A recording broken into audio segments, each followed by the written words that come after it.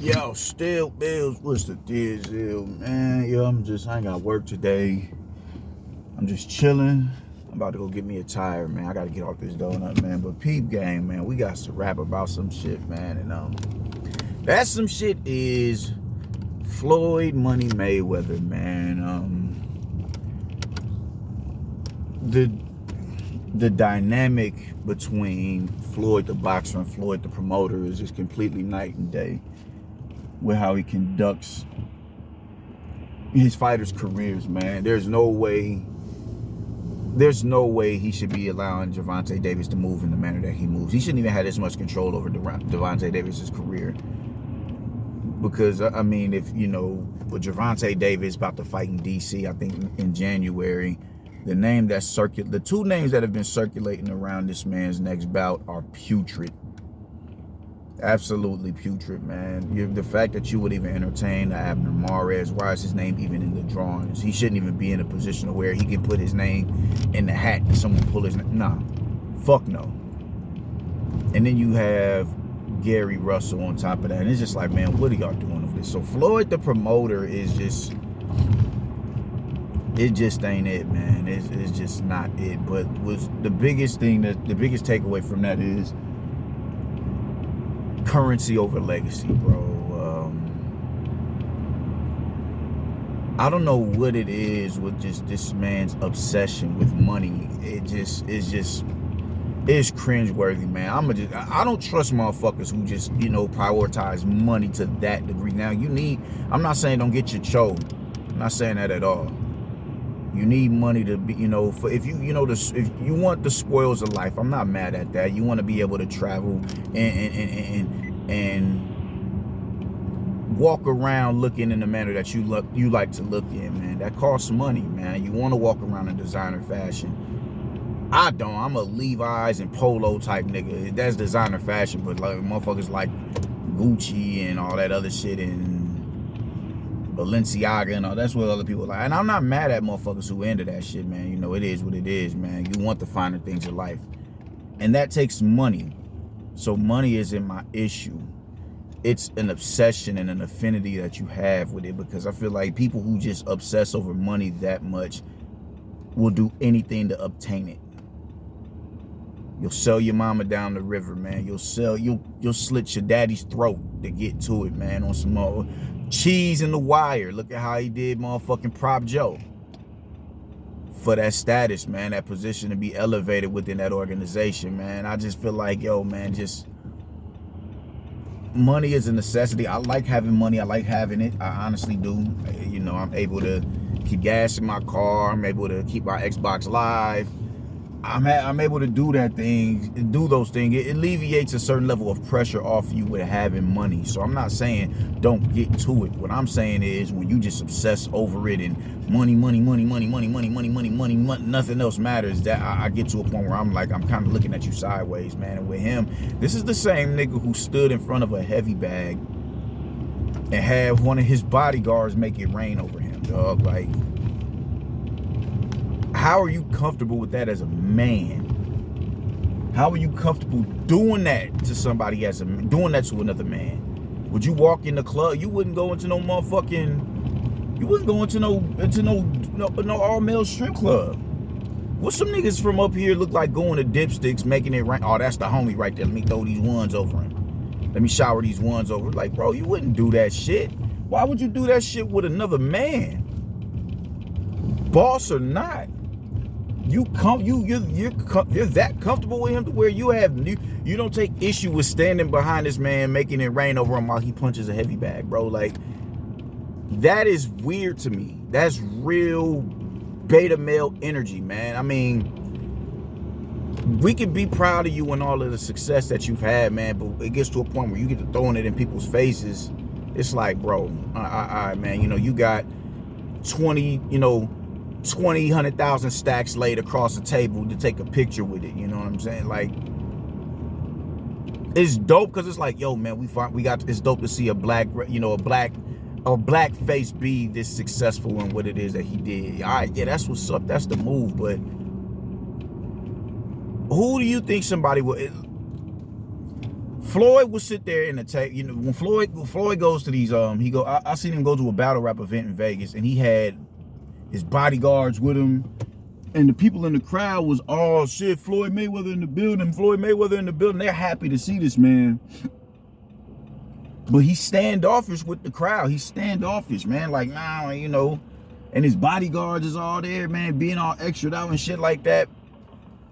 That's Floyd. That's the energy that, you know, that surrounds him or whatever the case may be. Now, you take a cat like Ali. Ali stepped out in Philly and walked the streets of Philly talking about where is Joe Frazier. And I don't know if it was North Philly or South Philly, Germantown, whatever part of Philly they was in. The whole hood came out and walked in the middle of the street with this man. Who do you think somebody would rally behind? If we was able to resurrect Muhammad Ali, who do you think the people are gonna galvanize themselves after, you know, behind? Are they gonna come behind? If Floyd is walking in the middle of the street with all his bodyguards and Ali is walking in the middle of the street talking about where's Joe Frazier, who you think niggas is gonna rock with? They're going to Ali easily. Because money, you need it to be success. You need money to be able to operate and move the way you want to move in society, man. But the priority wasn't money with him. The people was the priority. Him leaving a certain mark on the brains of the people after he passed, it was the priority. Muhammad Ali has been knocked out. Muhammad Ali has lost. And he's still deemed as the GOAT. Floyd is perfected. He has a perfect record and is the most financially set boxer to ever lace him up. But you have fans who will walk right around him to go and embrace Anthony Joshua at a photo shoot or at a photo op, or whatever it is you want to call it. That ain't by accident, bro. That isn't by accident, man. You know, I think with Floyd, you know, Floyd took on that, you know, the bad guy moniker or whatever, man. But I don't think that's who he is. And I think he's in a position where he could talk that currency over money shit because he knows, of currency over legacy, because he knows niggas don't like him. So he's like, yo, they don't like me anyway, so fuck it, you know, whatever. And it is what it is. It's one of them situations, man. Well, fuck them niggas, but you want the niggas that you saying fuck them niggas too. You want them to embrace you in brotherhood. You want that. Floyd wants to be he wants to be embraced. You can say that, oh, anybody can sit there and talk that dumb shit, man. I don't give a fuck about what these niggas is talking about. Yeah, you do. Yeah, you do. Yeah, you absolutely do. You may not give a fuck what every nigga talking about, but it's certain individuals, you seek their validation. And I don't see a damn thing wrong with that. You want to be liked and embraced by certain individuals. You want to, because it could be their aura, their vibe. It could be something about them that you like, yo, man, I dig this motherfucker right here, man. You cool peoples. You cool peoples. So you want to be embraced by them. Floyd is just in a position of where he's played the villain his entire career. He's done little goofy shit that he has no other choice but to be content in the position that he's in as the villain. He has no other choice. No other choice. So he's found comfort in that, but it's still discomforting. You can't take that money with you when you go. And for all the fans and everything talk about how much money your motherfucker got, you ain't touching none of that man's money after he goes. But what you can continue to do is keep that man's name alive for generations to come, for centuries to come. That's what you can do. That's the, you know, the upside to, you know, leaving an impression on people that they'll feel like they'll feel forever. I just went, like, I go through these moments where I go back and I watch 90s videos because I just grew up in that era. I just feel like the vibe and the whole energy of the music of the 90s, it was a vibe. It was a bounce to it. It was a bounce to it. You know what I'm saying? Like, even in hip hop, it was a bounce to it. The turn up, you know, whatever with all that. I'm a groovy type nigga. I like the bounce right here. This is my vibe. That's my bag right there. That's my bag. So I'm looking at these video, and I just ran it, you know, I was just like, man, let me go watch some TLC. And I threw on the video, the Digging on You video, man. Just, that's another thing about the 90s, man. Just when it was restricted access to certain shit, I just feel like it was more pure. You know what I'm saying? Like now, everybody can go on YouTube and do a music video. Everybody can do a music video. Everybody can do music. Just go to YouTube and upload some bullshit. When you didn't have that resource at your disposal, whatever product was put out there had to be perfect, had to be spot on. So when you look at the visuals of the 90s, you see the dress code, you see the hairstyle, you hear just the dope music, you hear the production, you hear the, you know, the eloquent lyrics, is how they're constructing the verses together, whether they're rapping or they're singing. It's just like, it's nostalgic. It's nostalgic as all hell. So I'm looking at these videos and I'm watching TLC, and I'm like, yeah, I go and I click on the video, the Girl Talk video. I'm vibing hard body, man. I'm vibing, just looking at these three beautiful women, man, just vibing. And I come up on Girl Talk, and it was the video, even now I'm kind of getting choked up about it. It was the Girl Talk is the video that was created directly after Left Eye died.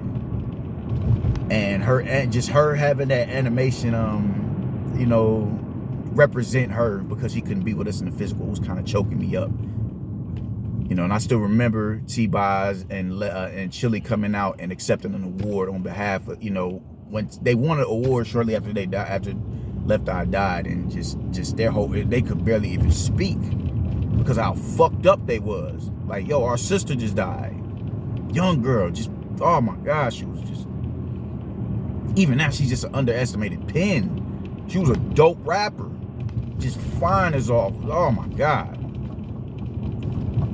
You dig what I'm saying? And she's still held in high revere, because people love TLC.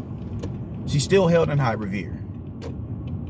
And I'm watching these videos, man, and then what I do, I go and look up some Aaliyah videos.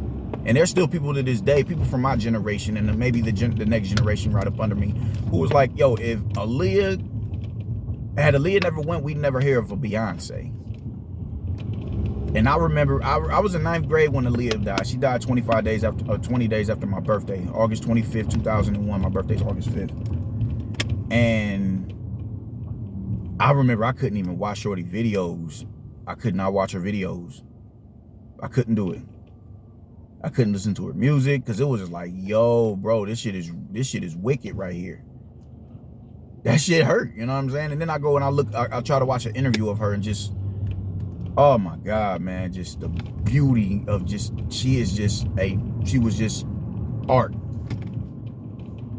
And you just see how humble she is and how down to earth she is, and maybe that's not her, but I mean, just the energy that she gives off is just real, just angelic. It's angelic. I remember watching the behind the music shit on her on VH1. I'm just like, yo, man, this shit. And I even left her. I remember watching that shit. It's just like, yo, it hurts. But I had to turn that interview off. I can't do it. That's the type of energy you want to leave on somebody. That's the impression you want to leave on somebody when you go. They didn't throw all that money shit in their face. Now, it's a possibility. Could they have been? Yeah, it's a possibility. Aaliyah was just starting to come into her own before she passed. She was just starting to come into her own. But I don't know, man. She just seemed like just the sweetest. Words can't really describe her personality, bro. Just, you know, how, you know, the feeling I got from her, it was just like, yo, just a beautiful. Oh my God, man. I still get choked. I went back and watched some of her videos and shit. I'm like, man, fuck. But the point is, that's the impression that they left on the people. That's the type of impression you want to leave on your people when you pass. You can't take that money with you. So that currency over legacy shit is bullshit. It's bullshit. It's bogus. You want to be revered when you take your last breath, after you take your last breath. And what's so wild about it, like, just his entire stable, that PBC stable, because mind you, he was the one who really cultivated that, you know, and put Showtime boxing back on the pedestal because HBO was killing them niggas. He's the crux of all that shit, man. So the aura that he set, you know, around just PBC fighters is just, it's like it's a lose-lose situation, because you trying to going your way trying to protect the O is ensuring you that you take the least path of resistance, and that wasn't even in Floyd's game. It was contradictory. His legacy is contradictory to what it is that he's promoting, to his promotion tactics. Like, bro, you stand on this shit for real? This dude was in legacy-defining fights with all-time greats: Miguel Cotto, Manny Pacquiao, Canelo Alvarez, Oscar De La Hoya, Juan Manuel Marquez, and he never lost. So for you to perpetuate this type of narrative is contradictory to you, because your legacy cannot be in question. Motherfuckers can say, oh man, he ducked Paul Williams, he ducked Antonio Margarito, he ducked so-and-so. Yeah, maybe, I don't know. Whatever the fuck you got, you know, motherfuckers have an argument with that, but look at who he didn't duck. There was no superstar in or around his waist that he didn't go holler at. So you don't have you talking about currency over legacy, bro. That's contradictory to your career, because you value the legacy. Did you value the currency? Yeah, but you had a drive to be great, and maybe you didn't have that drive. Maybe you didn't care as much about having your legacy intact, but you had the work ethic and the skill set to keep your legacy intact. Floyd Mayweather was running at 4 and 5 in the morning doing miles, bro. He'd get up like he was still like Floyd was getting up doing road work as an established pound for pound fighter who's at the 3 or 4 years removed from his retirement. You gonna sit here and talk to me about currency over legacy? Why do you even want to put that out there to your fighters, man? Get that money, get your show, most definitely, but get in the gym and the objective is to be Hall of Famers, because that's how you instill your legacy right there. Getting into we in the Hall of Fame. Hall of Fame.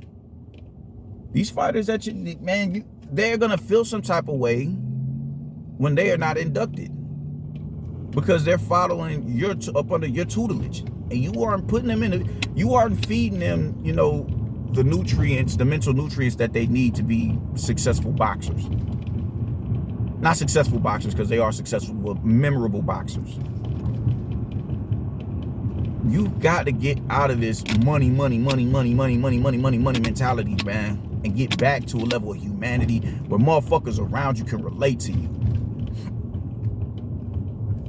Even Tyson, man. Tyson was still slumming, bro. Tyson's still kicking it with Haitian Jack. Tyson kicking it with feeding the wolves, man. Feeding the wolves. I'm not forgetting about y'all. I come from where y'all come from. Y'all my niggas. Fuck I look like? Oh, nah, man. I ain't fucking with them niggas. Fat Joe talks about how him and Pun was finna get into it in a club with some bouncers, and here come Tyson just out the blue. Man, fuck them niggas. Fuck y'all want to do. Tyson is a real round the way dude. Floyd has isolated himself away from the people, and he doesn't want to be. But because the persona he took on in his later years in his career, he's just been content with doing that. All right, fuck it, I'm the bad guy. It is what it is. But he seeks and values the validation of the people. Otherwise, he wouldn't have went on ESPN with Brian Kennedy and got into a debate with him about his legacy. Yes, he loves his money. I'm not going to deny that. Yes, he loves his money, but he also wants to be respected as a all-time great, and by some people's estimation, the GOAT. So he can't talk that bullshit. Oh man, I'm currency over legacy. Bullshit. You lamenting your legacy is the reason why you got the currency that you got. You don't get to those heights without going through what you went through. You went through a gauntlet, bro.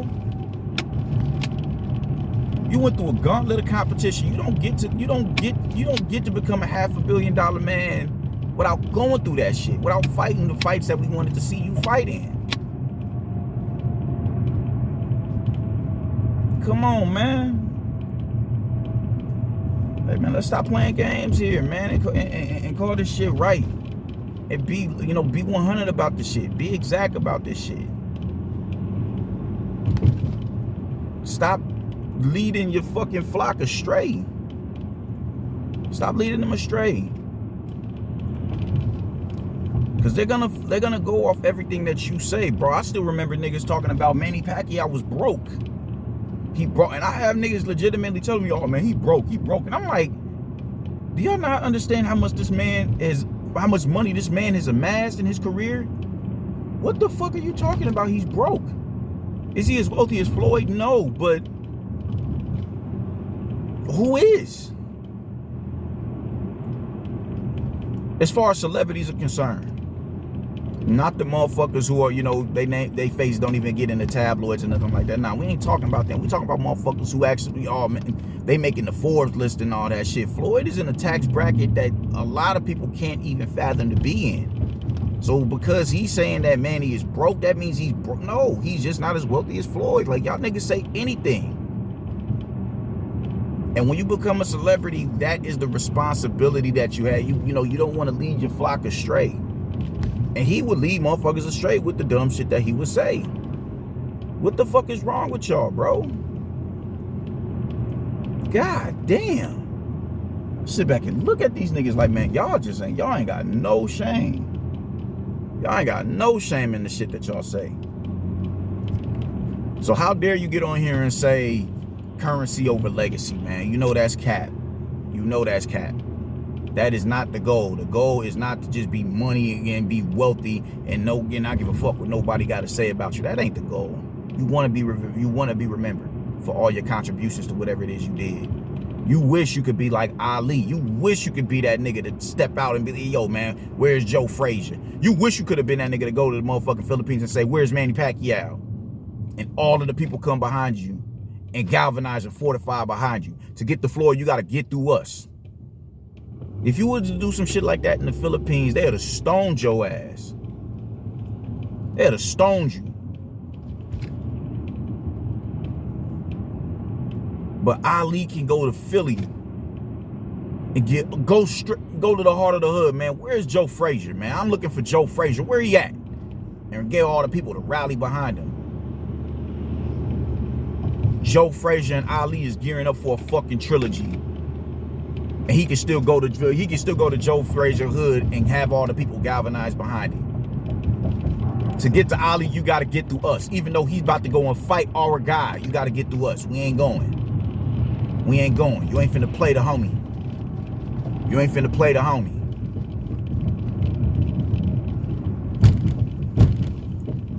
Y'all niggas got to stop playing, man. Look, get behind some proper guidance.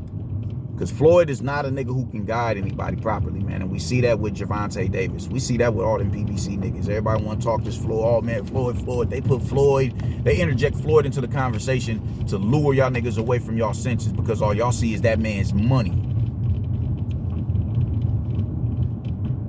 But he ain't going to tell y'all the road work he put in order to obtain that bag. Floyd is not who you want to be inspired to be like. The boxer, all right, different ball game. But Floyd Mayweather, nah, that ain't who you want to inspire to be like, bro. That ain't it. That ain't the move. Incredible fighter. One of the greatest to ever do it. Master, you want to be able to generate that amount of money. You want to be able to do that shit to say, oh, yo, man, that's transgenerational wealth. His grandkids that he's not even going to meet are going to be financially set because of what it is that he did. You want to amass that type of money, but you also want a legacy attached to it from your contributions to the sport and how impressionable you was on the people who watched you. That just is what it is, man. That just is what it is. So don't listen to this nigga talking about legacy or currency over legacy, because that's cat. That's cat. Motherfuckers clapping and shit because Floyd said it. No, nigga, I don't think so. Floyd is still cut out. He'll still talk over Javante Davis at press conferences to get his, you know, to get his, you know, get his talking points off in front of the cameras, because he cares what people thinks about him. He wants to be that nigga, that he wants to be the spokesperson. You want to be the nigga talking your shit. You want motherfuckers regurgitating whatever it is that you had to say. You want that. So don't talk to me about, yo, man, you don't give a fuck about what nobody got to say. We just getting this money. I can't stand with that. I can't stand that mentality. You cannot buy integrity. You cannot buy, you can't buy culture. You can't buy art. That's the biggest problem with hip hop, man. It's about money, money, money, money, money. Get your cho, my nigga, but preserve your fucking culture and your legacy. When you get to a point where you can sell your shit, sell yourself, without keeping your integrity attached, you're a lost cause. And in this situation, Floyd is a lost cause. Anybody who's willing to stand in front of a fucking heavy bag and punch that heavy bag while his bodyguard makes it rain over him, it's a lost cause, bro. That's not to be celebrated at all. That's not to be celebrated. That's supposed to be laughed at. Like, ugh, bro, for real? You cool? You comfortable with that? Maybe it's just me. I don't know, man. But I'm going to get my time. I done talked to y'all enough, man. I'm bad damn. I got 30 minutes talking to y'all, man. So I'll get with y'all motherfuckers later, man. Y'all be easy. Doses.